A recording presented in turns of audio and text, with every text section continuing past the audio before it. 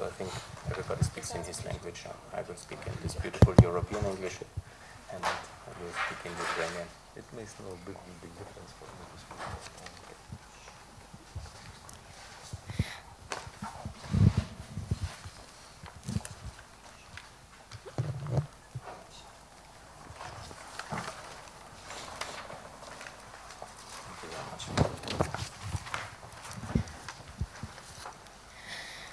Dear colleagues, let's start our last event for today. This is Openness Leads to Prosperity, how to raise foreign direct investments in Ukraine, prospects for development of small and medium enterprises.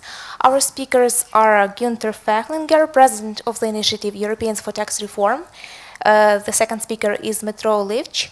He is Project Manager at EasyBusiness. The third speaker is Andrii Shpakov, EasyBusiness Executive Director. Volodymyr Vlasiuk, Director of State Enterprise Ukrainian Industry Expertise, Martin Nunn, Director of the PR agency Wise Communication, and Rostyslav Lukach, Economic Advisor of Export and Trade Facility Center. Dear speakers, the floor is yours. Thanks a lot. We are very honored to be here again in the Ukrainian Crisis Media Center. Thanks a lot for this opportunity. I would like to open the panel, the Ukrainian SME FDI Partnership Day. It's very important to see the combination and cooperation between the small medium enterprises and foreign direct investors. The economic framework conditions which are necessary to build in Ukraine are the same for SMEs and for foreign direct investors, and we want to promote this as a partnership agenda. I would like to lead a little bit through the past successes. We have started here on the 14th of November with SME Year, Ukrainian European SME Year, to build a public awareness campaign, to jointly unite 22 stakeholders, and to communicate European SME policy as one of the key drivers for economic reform of Ukraine on the way to the European Union. We have now done a lot of activities, actually, a lot of key important awareness campaigns, and we will present them all in the coming weeks again. And we have almost, the situation of SMEs still is quite dramatically bad compared to the European Union member countries and to the candidate countries. And despite the really significant reform efforts in the last 3 years, still the big topics like tax reform, labor market reform, and also land market reform, they have not been really systematically addressed, and it's now time to really go for the big topics. Yeah? This is labor market, this is land market, this is tax reform. So what we see, partnership in development, united we can achieve a lot. There's no difference between SMEs and FDI. This is the important message of today's conference. If SMEs are hurt, basically everybody is hurt, and there should be no kind of division between the two entities. Good. Most important, competitiveness. What is really missing is competitiveness discussions. I understand Ukraine is a very big country, so basically you are like, of course, you know, you see this kind of gigantic country, but nevertheless, every country is in competition for foreign capital, and it's necessary to consider the various checkpoints which we discussed together with the experts today. This is the land market openness, the regulatory framework, the currency stability, the credibility of the reputation and trust in the country, the reform of public and political justice system, the tax rates and the tax compliance rates, and the labor market and the education, and also the labor market flexibility and the openness of the labor market. And these are very important parameters, and all of them united make the competitiveness of a country. Please ask yourself, we all have to ask every day again, how competitive is Ukraine and what we can do to achieve real kind of competitiveness. The most important point for me is the tax rate. This is very important. Ukraine has a competitive tax rate of 18% for corporation tax. This was very good 10 years ago, but the world has moved on. And now we have very competitive tax systems all over Central and Eastern Europe. Most of them in the area, please take a look, it's quite striking. In the European Union country Hungary, they have 9% of corporation tax. And the much poorer Ukraine has 18%. So you see 18 to 9, whereas Hungary is much richer already than Ukraine. Also, European Union Bulgaria, Montenegro, Kosovo, Macedonia. They're all at 10, and Ukraine is at 18. Think yourself in the perspective of an international investor, is this attractive to come here? Or is it not necessary to really significantly reduce and go to 10% as well in corporation tax? Again, the big topic is openness. This is the most importantness. The more open economy, the more successful it is. And this is very important for Ukraine to consider in all the sector markets which are now coming. And especially, I would like to say it like this, as Ukraine wants to join the European Union and NATO, and we are really very much supportive, but to then restrict certain aspects of foreign investors to, for example, buy land or enter the capital market, and then at the same time to want to be together in the European Union, it doesn't make real sense for me. We have to be united, but we have to be open one another, and this is very important in the future. So openness is the basis for prosperity. So this is basically the opening statement, and now I'm very honored to discuss case by case, sector by sector, all the important issues. And first of all, and this is of course the best opportunity for this country, is the land market opening, and we're very optimistic that there can be a major breakthrough. But please consider as well foreign direct investors in this important market. And I'm very honored that Dmytro Lyvch, he's from EasyBusiness, and he's one of the drivers of these reforms in the last years. And we are very honored that you're here with us this afternoon. And please share with us your perspectives on the land market. Перш за все, хочу подякувати. First of all, I would like to thank to Günther for this opportunity to speak and for introduction. I think that the land reform is an important change which needs to happen in Ukraine, and to raise the social justice which were lost back in 2001, when 7 million of Ukrainians had restored the right to possess land, but they were prevented from effective management of this land. They can do nothing with this land. And as of today, the right to dispose the land is based on the moratorium on land sales. Then the land is a huge resource for economic development. And the third argument, that there is no country in the world where moratorium for land sales is in existence. The property right consists of the possession, of the use, and dispose their land. Unfortunately, Ukrainians cannot dispose their land. They can possess it and use it. And in case they will get the freedom of disposal with their land, they will preserve their constitutional rights. They will be able to stimulate economic activity, etc. Our team had analyzed the experience of 60 different countries which implemented land reform. We split them among 4 categories. One of them was closed land market, where landowners cannot dispose their lands. Then the land markets closed for expats. But I think that this is important for Ukraine to allow expats, and the market opened for expats. And the fourth type of market, these are markets with some restrictions.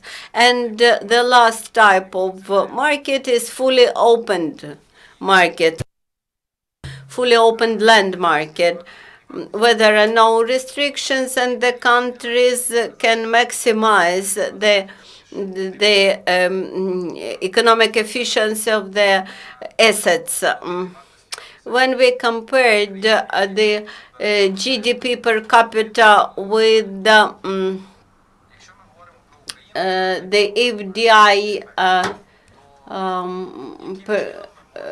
per capita, and compare this to the openness of the land market, we understood that the more open the market is, the higher is GDP. GDP could be raised via consumption, investment, or public expenses. What should we keep in mind thinking about addition or growth consumption? The owners of land, if we remove the moratorium, they will be able either to lease their land or to sell it. And the price here will be $50–70 per 1 hectare per year, while in Europe it's much higher. Thus, after having opened land market, we will observe the maximization of this asset value. This would allow us to accumulate monetary resources to stimulate aggregate consumption. Then investment effect of the land market opening. Whether we should open our land markets for expats, we think it's a good idea. If we allow expats to invest into Ukrainian land, into Ukrainian infrastructure, into Ukrainian agro-sector, we would develop our agro-sector and make it one of the world leaders. If we speak about public expenses, if the land become a commodity, then more taxes will be paid and the population will get benefits from these additional taxes. The land market in Ukraine may amount to $100 billion during the next 10 years, but the proper model should be chosen.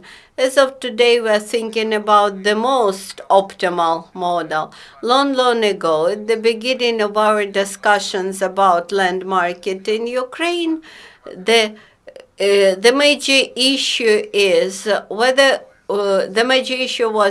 we should open the land market.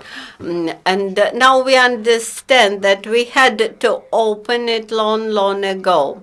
In our opinion, the land market will generate additional $100,000 billion during the next 10 years. This means that we need not pilot projects. We need not introduce open land market in phases. We should do this at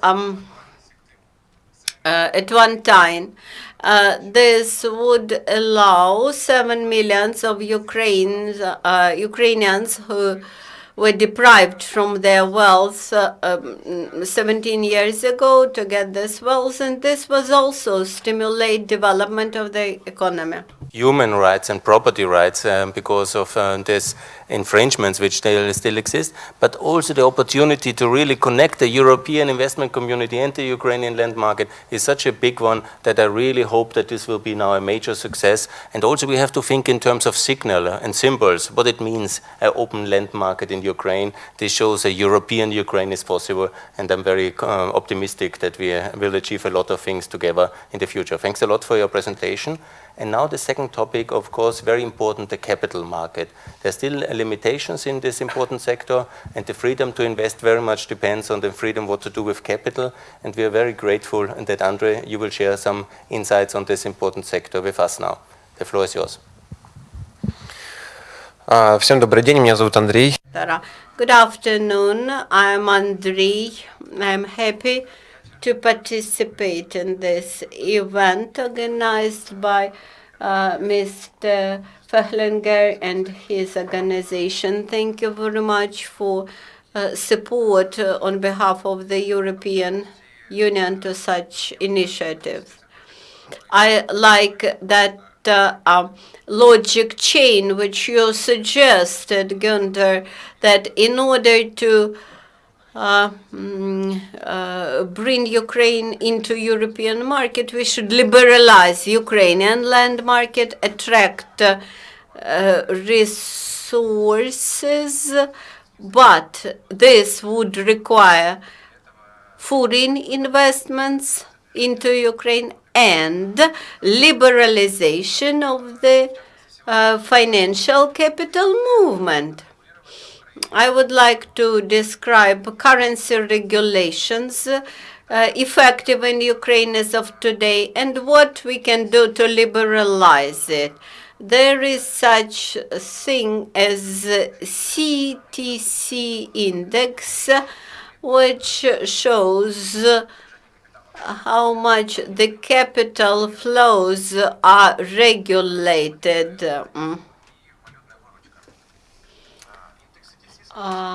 When it measures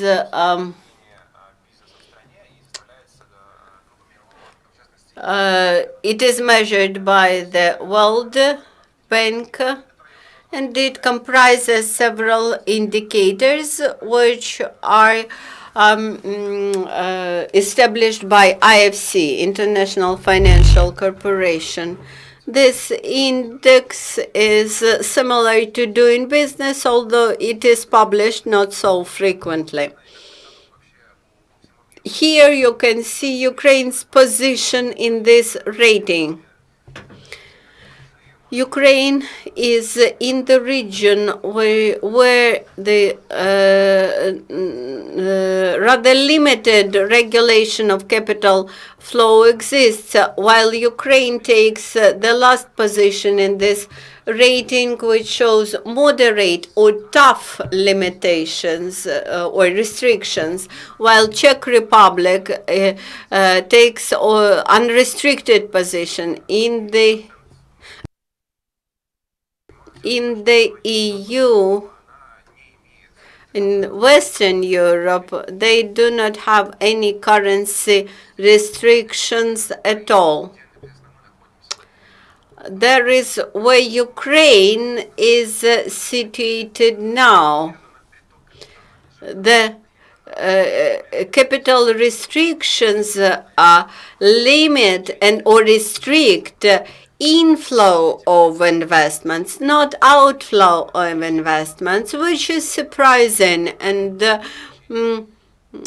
biggest number of restrictions is for inflow of money.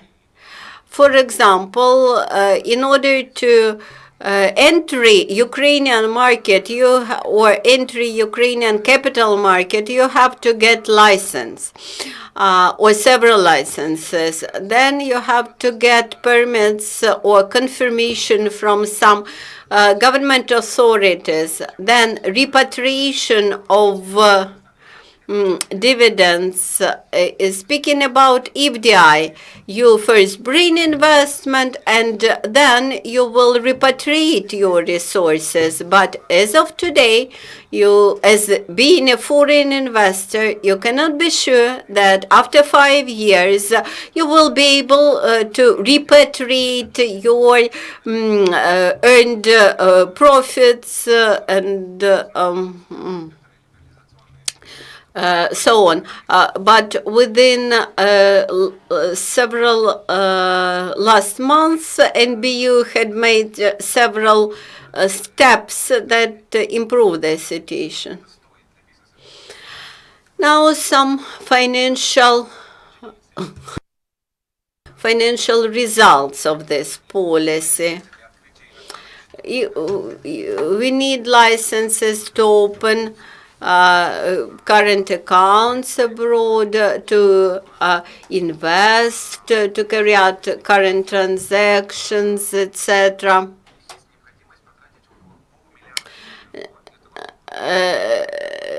Now the companies have to spend $500,000 to comply with all the administrative controlling measures.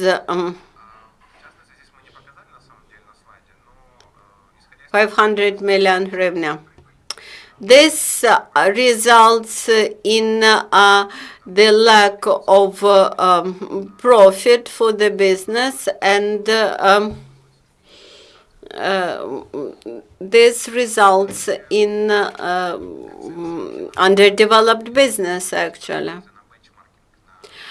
If you try to apply benchmark approach, this slide shows 15 countries which we analyzed, understanding efficiency of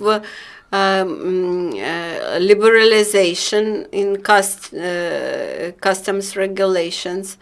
We assessed immediate, moderate, and midterm and long-term liberalization, currency liberalization. We came to conclusion that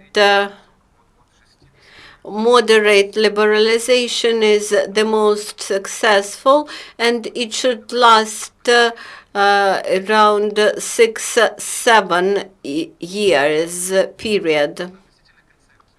Now the concept, what should be done in order to liberalize the customs regulations market. The Center for Economic Strategies, Case Ukraine, bank sector experts, NBU, all those stakeholders suggested a 4-step strategy.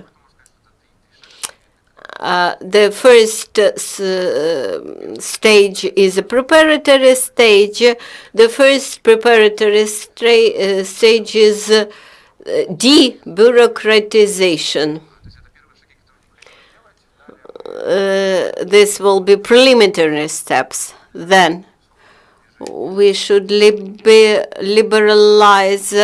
repatriation of earnings in result of investments. This was done last year when NBU allowed repatriation of foreign investments accrued in 2014-2015.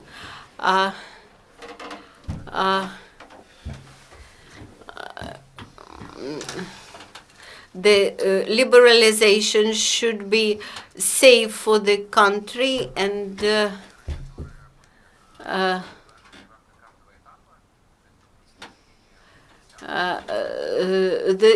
this would require changes to the regulations of NBU, cancellation of temporary measures introduced by NBU in 2014-2015, cancellation of temporary limitations or restrictions upon currency licenses,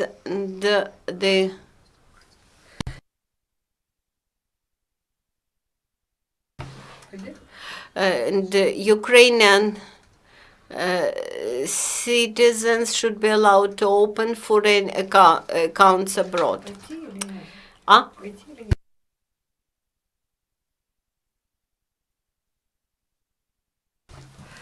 Now about currency control in several spheres.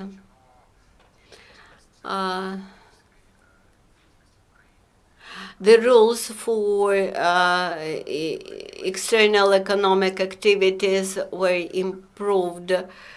Now, not 75% of currency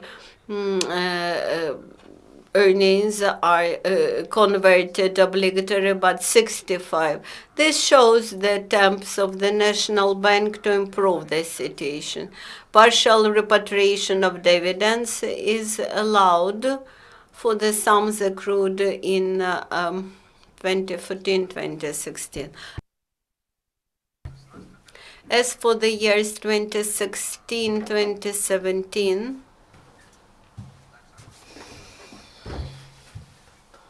the National Bank will continue its work and think about liberalization. The import of services. I think this is one of the biggest victories. The last year, a draft law was passed finally and became the law.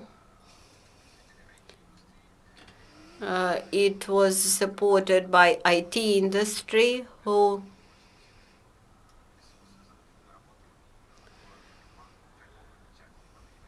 suffered from the currency regulation rules, requiring stamps, requiring on the contracts about delivered services in order to be able to get currency paid for these services. Now this is simplified.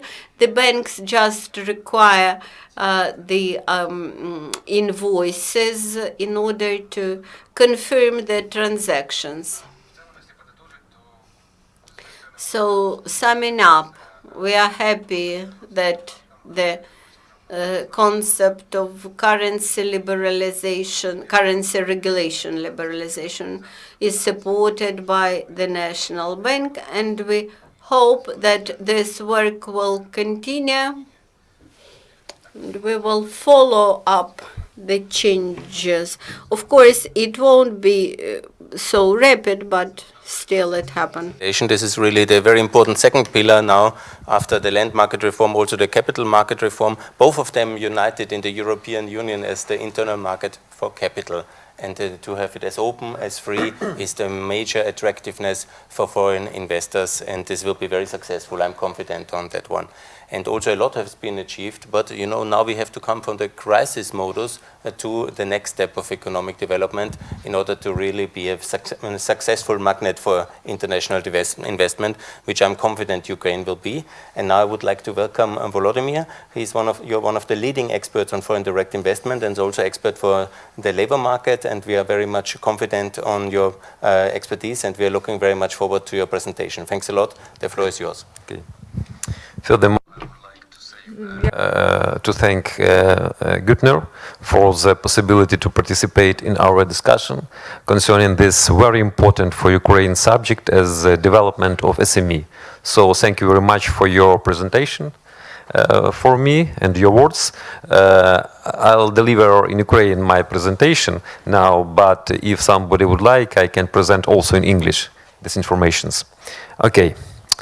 Отож, я Володимир. I am Vlasiuk, and I am a director of this enterprise. We create different products for industry, and now we work more with SMEs. We work with light industry and wood processing industry. And this is the case for the development of SMEs. So the next slide.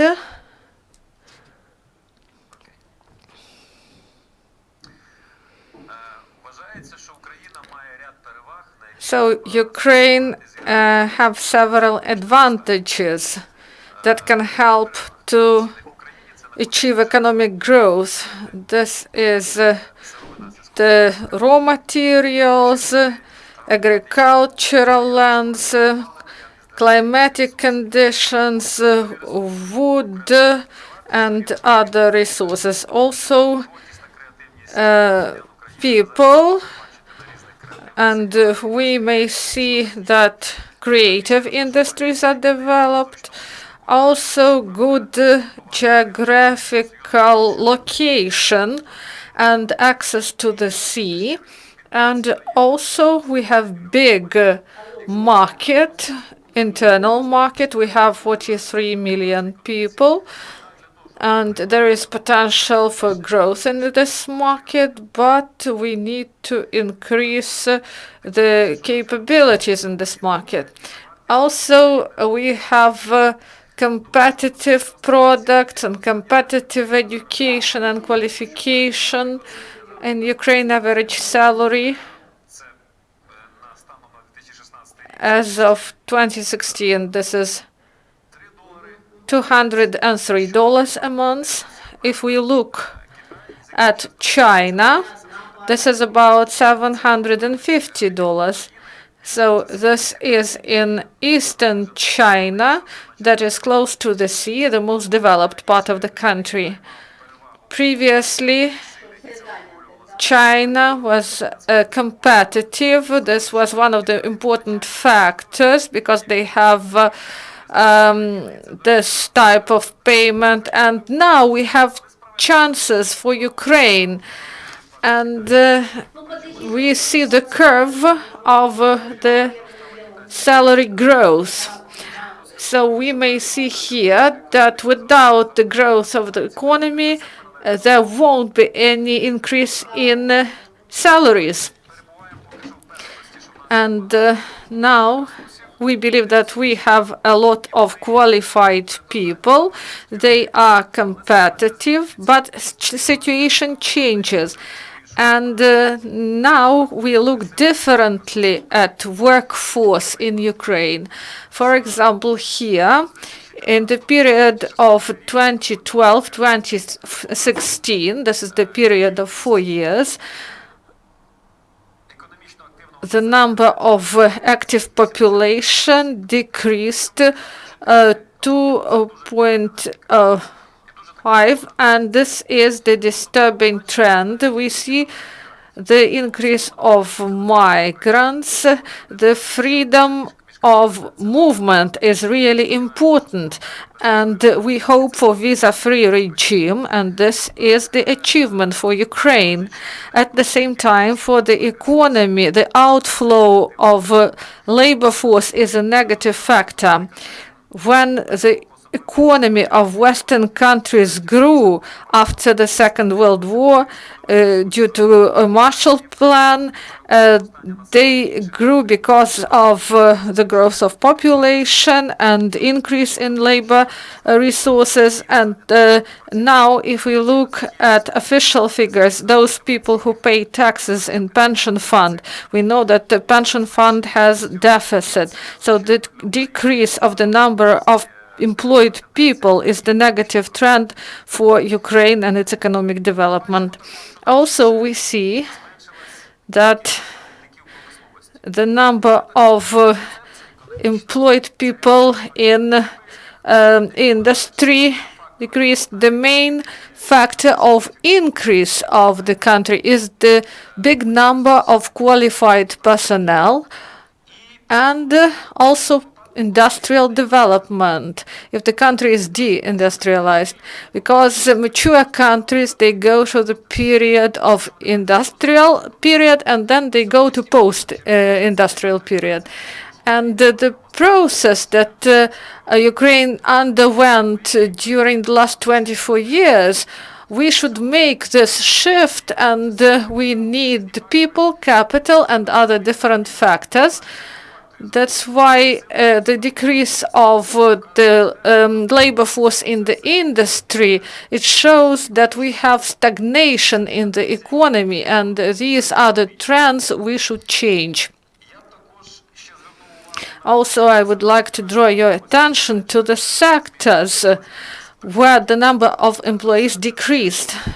These are big enterprises, and also the sectors of SMEs. So this is food products production. So the productivity of labor increases, but some people, they go abroad to Poland, Czech Republic, and it shows that the availability of qualified personnel, engineers, talented people with higher education, the high level of technical training, and it shows that Ukraine cannot use these resources. And in the process of changes, we see the structure. The number of migrants increased. This is 1/4. This is a lot. And the number of staff members increased. And also in Ukraine, there is a lot of shadow income, and the tax is not paid.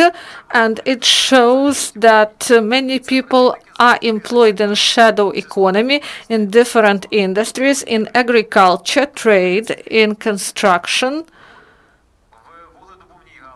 in coal extraction or amber extraction. So this is shadow industries, and there is potential in these industries, but there are no standards. People should be employed legally in the sphere, and this is important factor. And our company provided these estimates, and we believe that the trend out of 878 million, they paid only 413, and 465 is the sum. People didn't provide money to the pension fund from this income, and that's why the deficit of the pension fund grows. And also there is a lot of enterprises that are in the shadow economy, and we should make changes, we should carry out reforms, and we should look at our labor market, and people should be legally employed, and the important role is played by SMEs, and we believe that the structure of the economy should change, and the structure of economy of Ukraine should be changed in order to incorporate more small and medium-sized businesses. So what reserves in working force we have? We see that there is a lot of potential in agriculture. Now 2.8 million work in agriculture. We know that this is labor extensive area, and the whether land market would improve the conditions in the sphere. I believe this would improve conditions. So if we take the productivity of other countries, for example, Slovakia, there are $19,000 per one person who work in agriculture. In Ukraine, it's about 7,000. In Romania, this is 14,000. So a minimum 2 times. And we have great lands, and our resources are land resources are better, but productivity in our country should be changed. And we have excessive forces, 1.6 million people. So this is the reserve of working force that should be used more rationally in the country. So agriculture have lower productivity, and these people should be requalified, and they should work in small and medium size. And enterprises, and we believe that these people should work in processing industries that are placed in local regional centers, and also those people who are unemployed or they are illegally employed. This is 2.3, 2.5 million of people, and we see about despite migration and outflow, this is still the big reserve, and it is important to use this reserve properly. What steps should be made in order to do this? First, so this is the working places with the salaries that would limit immigration, and we should understand that low pay is not so people can go to Poland, for example, and be employed there, or they can go to Russian Federation despite the conflict. So this is the factor to take into account by business, and the working places, the employment should be people should be paid properly. We should develop productivity, efficient business. We should attract investment and have the model of development in order to develop new products. Business should be competitive. And also metallurgy sphere, and there is big outflow. This field is not restructured. The labor is not intensive, and that's why these models of business are not working properly in Ukraine, and it should be changed. The level of salaries should be like in neighboring countries, and productivity of labor in enterprises should be increased. Only in this case, this level of salary will be achieved.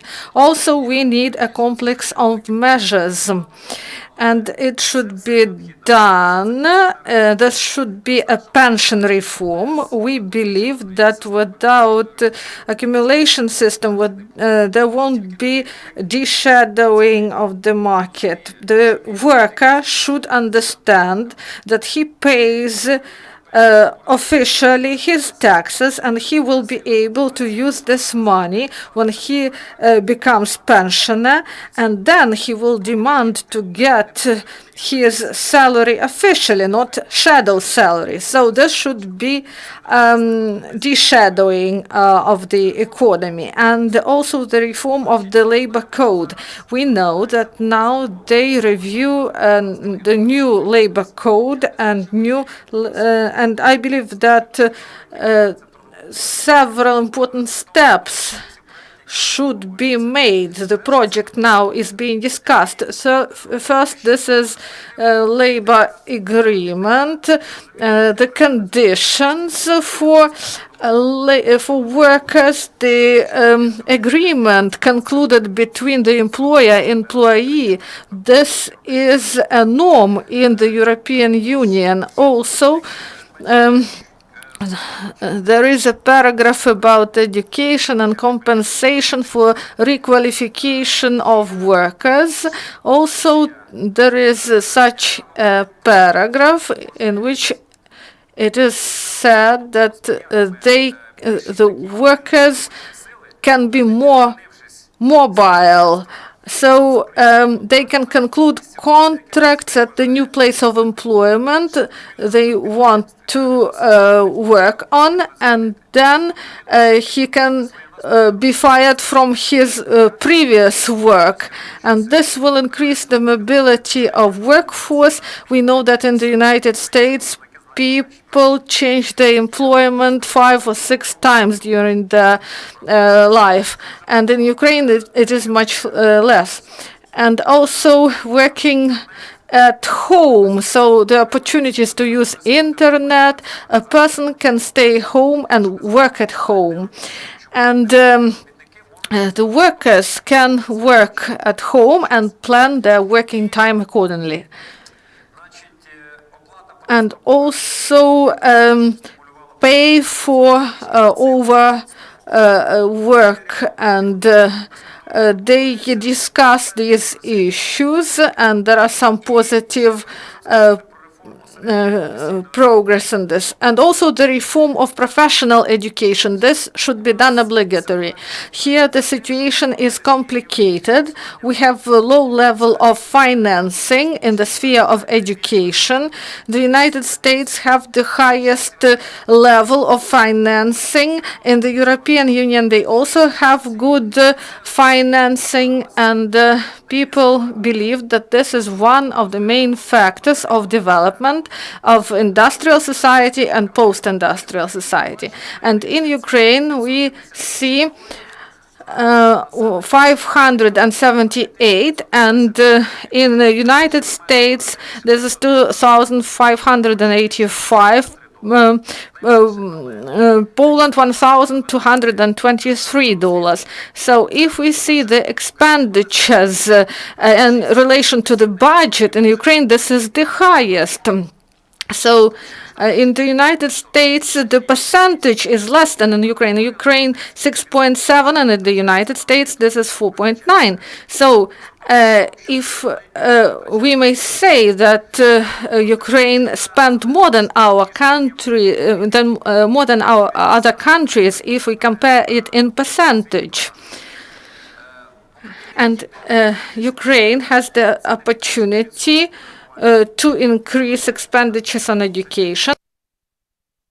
Ukraine should increase GDP. This is the only way how to improve investment of, how to improve financing of education. And without it, Ukraine won't be competitive. And several other areas concerning labor resources. So first, there is such a practice connected with the scientific work. There should be communication between state, business, and educational institutions. There should be communication platforms. Those teachers, they should be integrated in the working processes. There should be more practice for students and for graduates of the educational institutions. This communication should be better. This is really active in developed countries. Next, regional specializations, clusters. Each region should understand where they have better opportunities, whether it is wood processing or metalworks or other areas. And they should develop those clusters and those specialization where they have better labor resources and where the education is better and opportunities are better.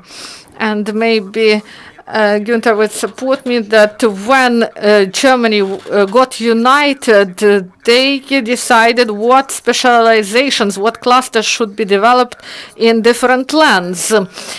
And also the spread of information in schools, the awareness campaign about future professions. When you ask students in school what will be a future profession, people just don't know. That's why they should make priorities and they should be properly informed, and specialization of the young person should be established in order to get better education, and also organization of technical cycles.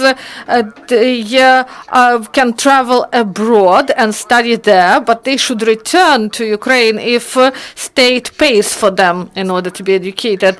And also, if you want to attract investment, you should propose programs of training or retraining of the specialist and co-funding of the programs, because investment is the key factor for Ukraine.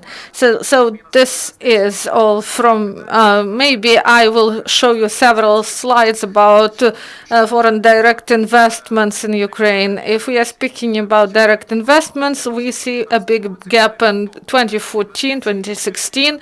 The inflow was smaller than outflow. Then we see some changes in the process. And we had foreign direct investment.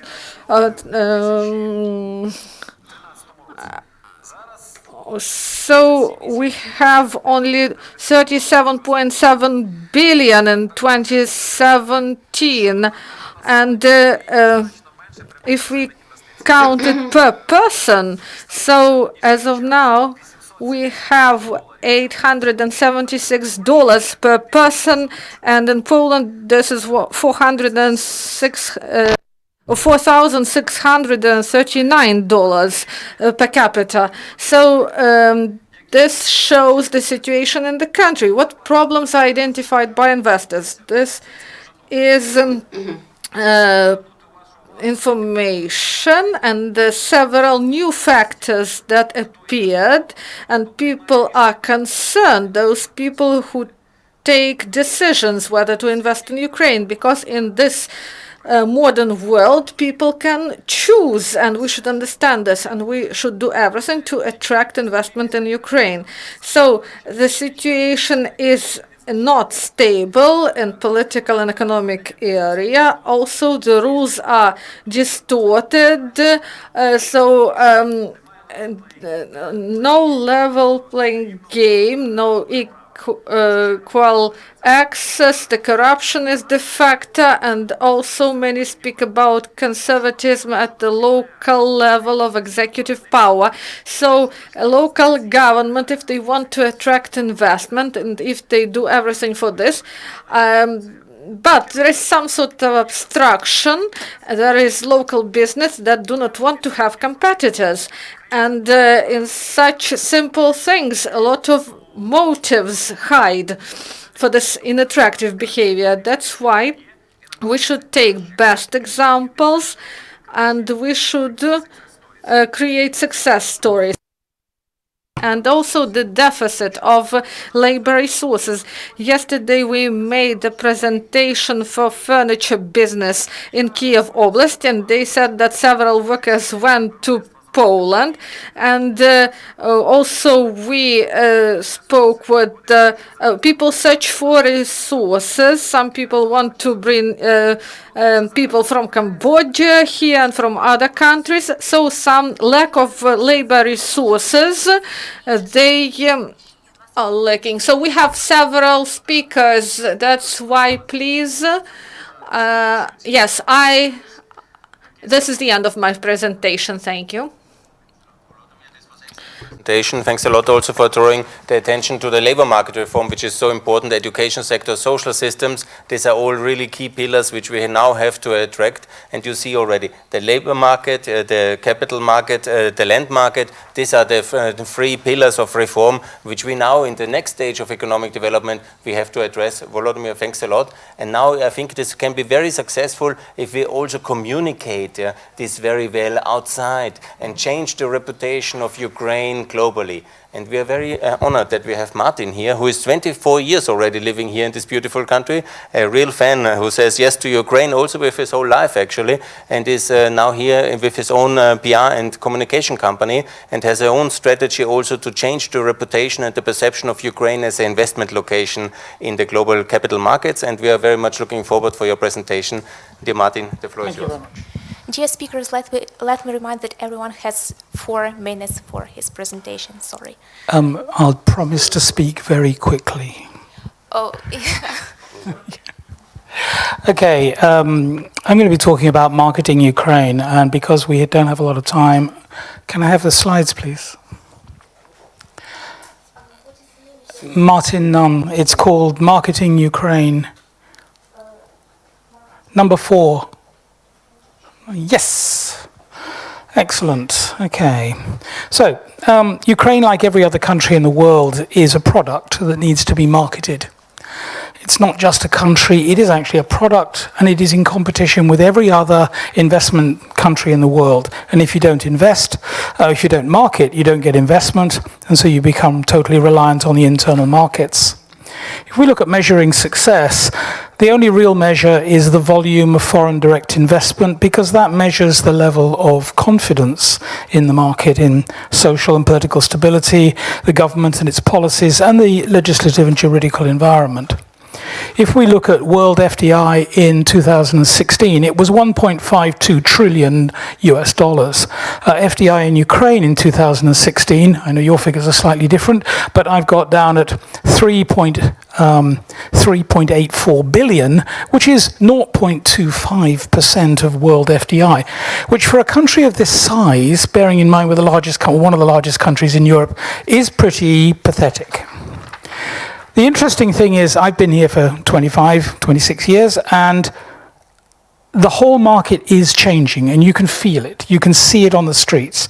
And business is the management of risk for reward, and consequently it is business that determines whether they are going to invest. It isn't governments, and in many ways it isn't government policy, because businesses want to be able to measure their risk, and they don't want everybody else to know that they're measuring their risk in that way. Each company measures its own risk in its own way. So what does Ukraine have to offer its investors? Well, we had a nice long list of them here. Free trade access to the EU. So all sounds very good, but let me put that into context. When Mexico signed a similar agreement with the United States and Canada, in the following 2 years, 3,000 factories opened in northern Mexico. And that is what is possible here. I promise to slow down. If we look at location, if you want to move a container from Shanghai to Hamburg, it takes 21 days. If you want to move a container from anywhere in Ukraine to Hamburg, it takes 2. And that's even getting it across the Polish border. If you look at low cost and the high quality of labor, 98.6% adult literacy, 14th in the world for university graduates. Looking at the communications, in the last 3 years, nearly 2,000 kilometers of new roads have been built.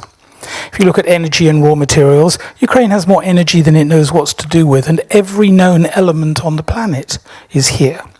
If you look at the track record in production, in the Soviet era, 40% of everything that was made in the Soviet Union was made here. So this is a country that knows how to make things. In agriculture, Ukraine can grow more food than Europe can eat. In the IT industry, it's grown from 200 million to 3.5 billion in 2 years. And as the people have said, it is a huge consumer market which can only get bigger. It can't get any worse, therefore it can only grow. Now, that's, oops, what have I done? Oh, go back. That's a pretty good deal for investors. Any investor looking at that is going to say, hang on, that's something interesting, I should be looking at it. But there is another side to that, and that is the... sorry? Why is it dying on me? This one? Nope. Come back.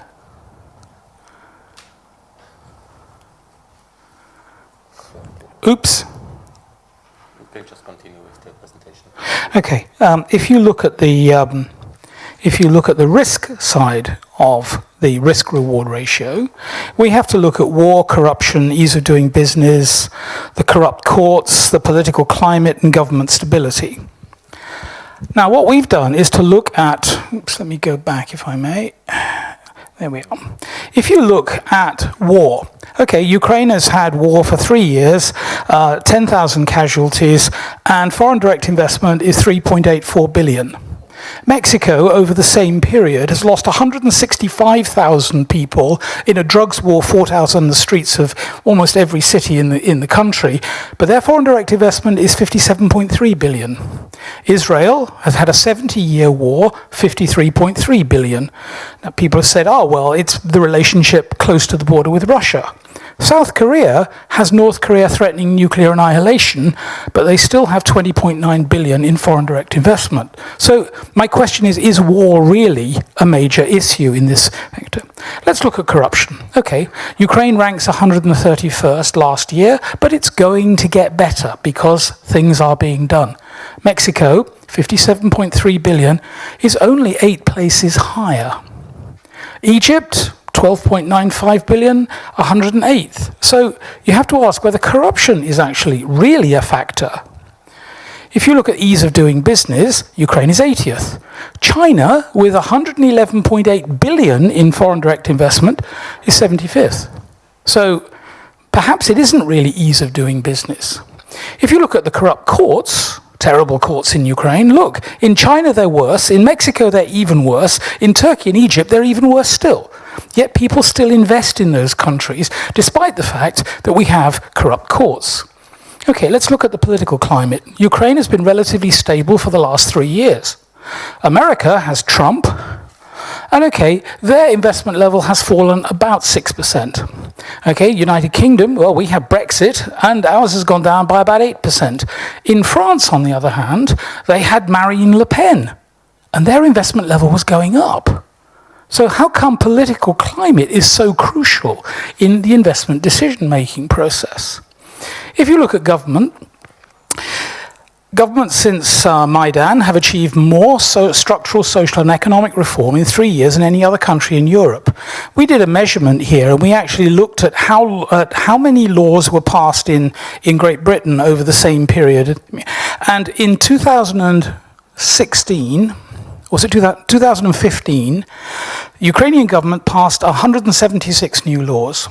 The British government passed 2 with 26 amendments. So that's a pretty good measure that things are changing in this country. The problem is there's virtually no support from the Ukrainian media, particularly for business and investment, and there's certainly no investment in marketing. So, to the Ukrainian media business, business is a cash cow. To the international investor, it's a secret. I work with investors all over the world and working with major banks, and they said, wow, is this really happening in Ukraine? Ukrainian business success is the best kept secret in the international business world at the moment. If you look at the media reality, there's a lack of dynamic business and investment news, and that allows propaganda to fill that news space. But there's also no business-focused schools of journalism, so the business news is not written for the business audience. I understand. Editors see business news as advertising, and so they charge for it. Okay, but as an investor, if I pay that, I'm committing a corrupt act and I could go to jail for 20 years. Now, why am I going to go to jail for 20 years for paying a magazine $500? Okay, and also 90% of the news is in Russian or Ukrainian. Now, here we go. If we look at the news mix, okay, in the EU, 20% of it is politics and 80% of it, in Ukraine, it's 80%. In the EU, 20% is social and sports. In Ukraine, it's around 10%. Business news in the EU occupies 60%, okay, but in Ukraine, it's less than 10%. If you then look at the language issue, these are the world's top 8 business publications. Notice their primary language is all in English. And that's Japan, the UK, USA, India, Italy, Germany. It's all in English.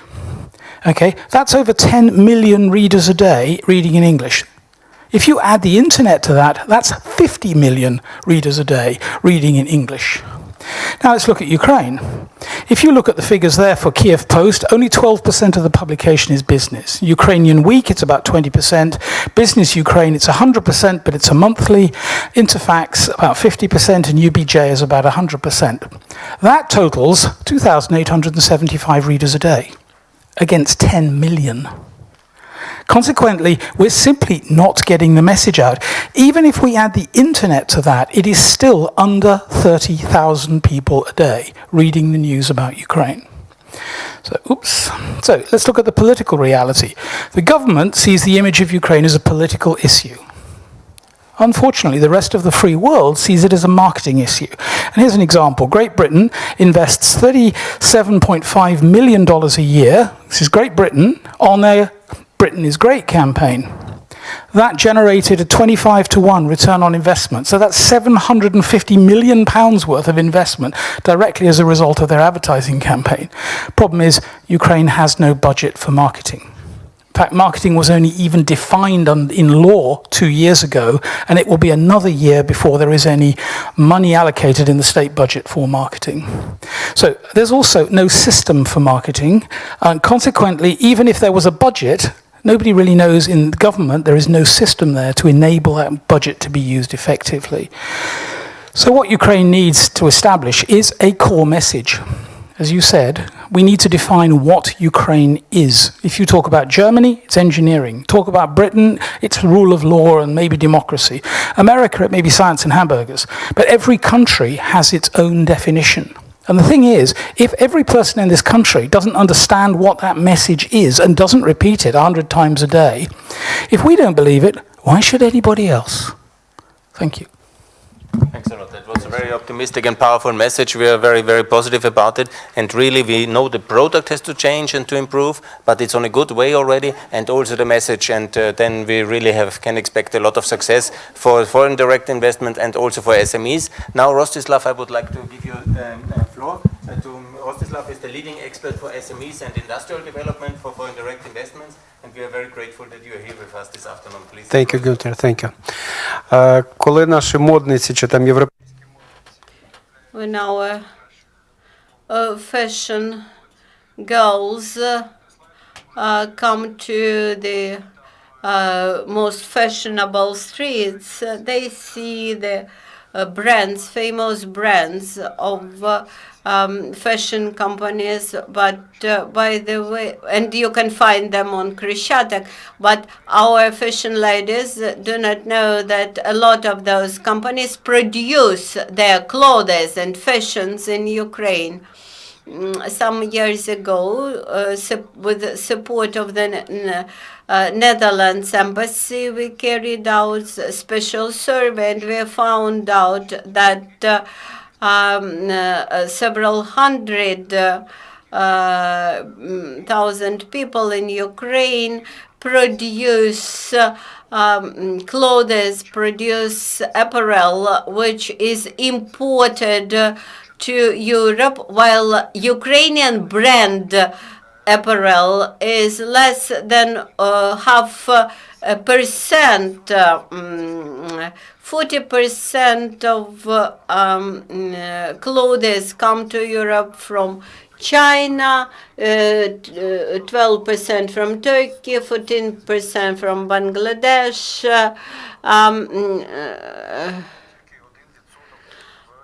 While Ukraine takes only less than 1%. Then we try to understand the bottlenecks, and we asked the question, what should be changed in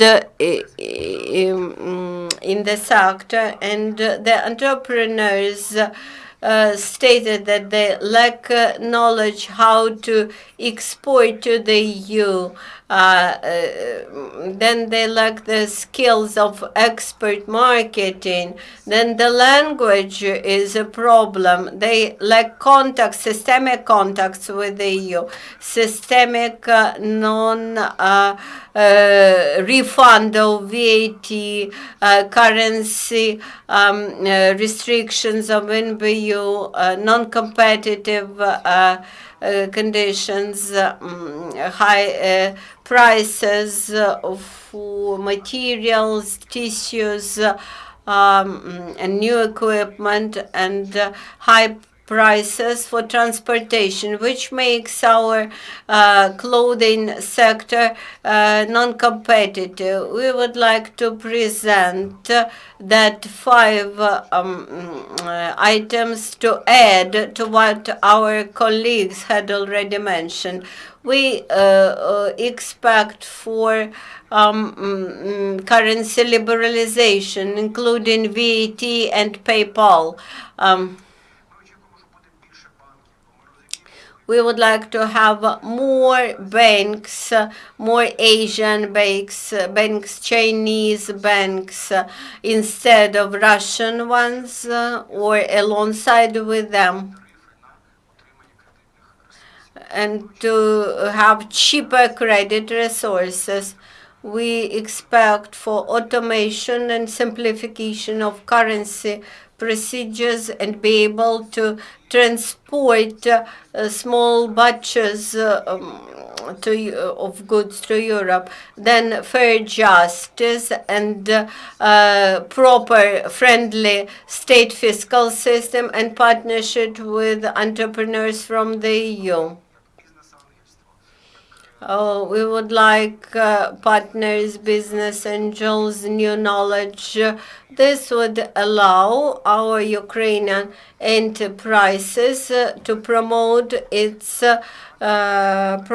goods to the EU. I would like to thank to Günther, to Martin, and to Ukrainian Crisis Media Center. And foreign direct investment. This is mutually reinforcing, and that's the powerful message of this panel today. First of all, the partnership. Secondly, the openness that brings the prosperity in the land market. What a great potential Ukraine has. The capital market, to open this to the internal market of the European Union. The labor market, the education market, to open that, and also to market this to the world, and it will be very successful. A European Ukraine is possible, and we have done it in Central Europe, we have done it in Southeastern Europe, and it will be successful in Eastern Europe as well. Thanks a lot for this really powerful and very strong optimistic message, and I would like to thank the Ukrainian Crisis Media Center that we could be here with you this afternoon. Thanks a lot. Шановні спікери, дякуємо вам за ваші глибокі презентації. Dear speakers, thank you very much for your deep presentations. I hope that finally we will gradually reach a favorable business climate. Unfortunately, we do not have time for questions. If you have questions, you may pose them off record.